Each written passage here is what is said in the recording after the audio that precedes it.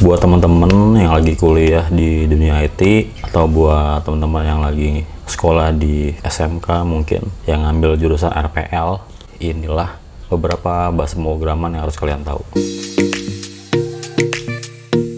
Halo, selamat datang di RO bersama gue Reza. Jadi video ini gue buat berdasarkan pengalaman gue juga. Pada saat kuliah dulu gue itu belajar bahasa pemrograman namanya VB. Habis itu gue belajar Java sama PHP. Kirain gue dengan gue belajar itu gue bisa langsung diterima di dunia kerja. Ternyata enggak, teman-teman. Karena ketika gue lulus ternyata yang dipelajarin di kampus itu nggak matching sama yang dicari di dunia kerja. Nah, dasarnya video ini dibuat adalah itu. Jadi gue mau kayak sharing ya, bahwa pemrograman yang sekarang ada di dunia kerja tuh apa-apa aja. Dan mudah-mudahan video ini bisa berguna buat teman-teman yang khususnya lagi kuliah di bidang IT, yang sedang mau jadi programmer mungkin. Nah, mudah-mudahan video ini bisa berguna buat teman-teman dan menjadi sumber informasi juga nanti buat teman-teman kira-kira akan belajar bahasa pemrograman apa. Oke, yang pertama itu adalah mobile development ya teman-teman ya. Jadi mobile itu ya, mobile apps tuh lagi banyak banget, lagi apa ya, bisa dibilang lagi naik lah ya pamornya teman-teman ya. Karena sekarang itu apa-apa semuanya diakses pakai handphone kalian. Nah, semua aplikasi itu dibuat menggunakan bahasa pemrograman. Nah, kalau teman-teman suka dengan atau sekarang sedang belajar pemrograman mobile, nah yang kalian tuh harus belajar itu yang satu namanya Kotlin. Nah, Kotlin ini dipakai untuk mendevelop Android apps teman-teman. Jadi kalau teman-teman mau coding Android apps, kalian harus bisa bahasa pemrograman Kotlin.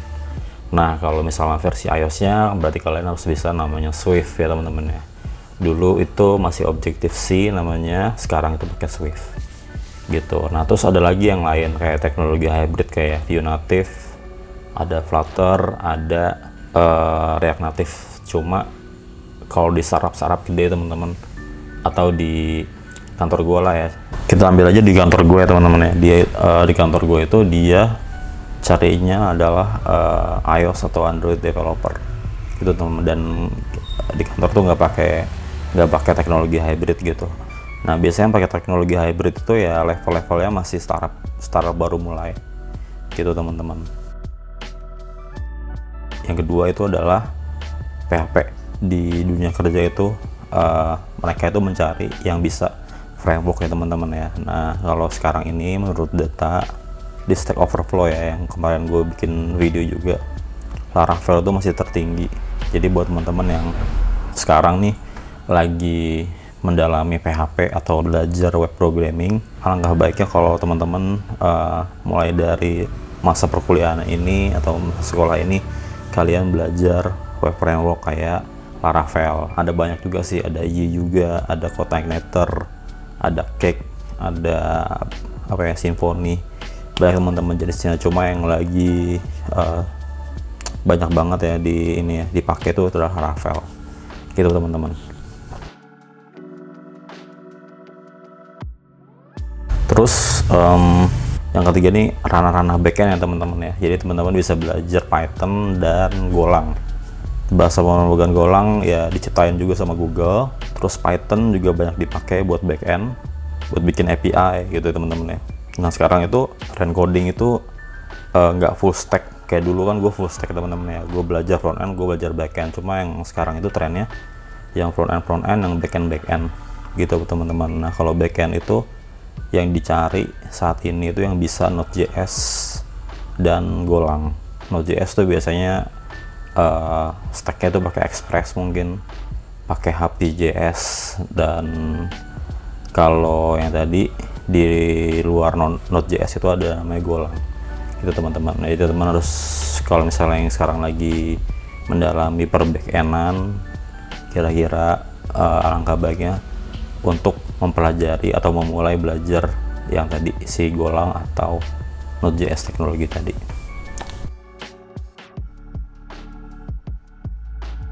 Nah, yang keempat itu adalah HTML, CSS sama JavaScript.